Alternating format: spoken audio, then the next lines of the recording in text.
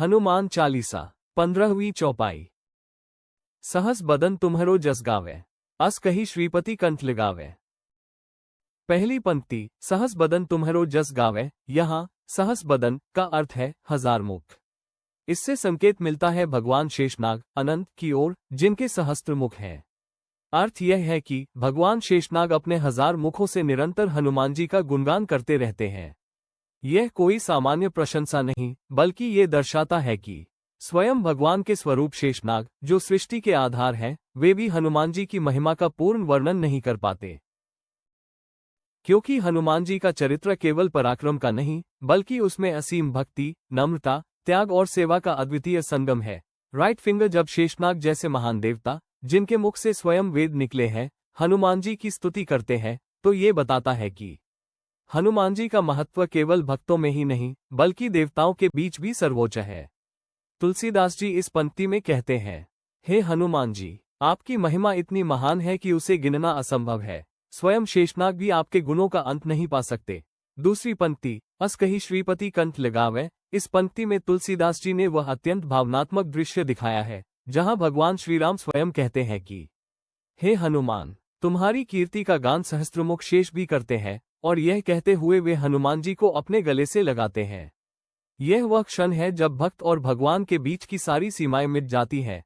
Right finger भगवान श्रीराम, जो स्वयं परमेश्वर है, वे अपने भक्त को गले लगाकर ये दिखाते हैं कि जो मेरी भक्ति में पूर्ण रूप से लीन हो जाता है, वह मेरे हृदय में बसता है। ये केवल आशीर्वाद नहीं, बल्कि यह ईश्वर का प्रेमपूर्ण आलिंगन है, जहां भगवान अपने भक्त को यह एहसास कराते हैं कि तुम और मैं अब अलग नहीं रहे। इस दृश्य में हनुमान जी की आंखों से अश्रु बह रहे हैं, राम जी के नेत्रों में करुणा और प्रेम झलक रहा है। यह वह क्षण है जहां भक्ति का चरम मिलन ईश्वर से होता है। इस चौपाई में तुलसीदास जी ने ये दर्शाया है कि हनुमान जी की भक्ति और समर्पण का स्तर इतना ऊंचा है कि स्वयं भगवान भी उनकी महिमा का गान करते हैं। शेषनाग जैसे देवता भी जब उनके गुणों का वर्णन करते हैं, तो वे भी कह उठते हैं कि हम हनुमान जी की महिमा का अंत नहीं पा सकते, और भगवान श्रीराम स्वयं उन्हें गले लगाकर सम्मानित करते हैं। ये दर्शाता है कि भगवान के हृदय का सबसे पवित्र स्थान उनके सच्चे भक्त के लिए है। ये चौपाई ये सिखाती है कि भक्ति केवल पूजा या जप नहीं, बल्कि पूर्ण समर्पण, विनम्रता और निस्वार्थ सेवा है। जब भक्ति इतनी गहरी हो जाती है कि भक्त अपने स्व को भुला देता है, तब भगवान स्वयं अपने भक्त को गले लगाते हैं।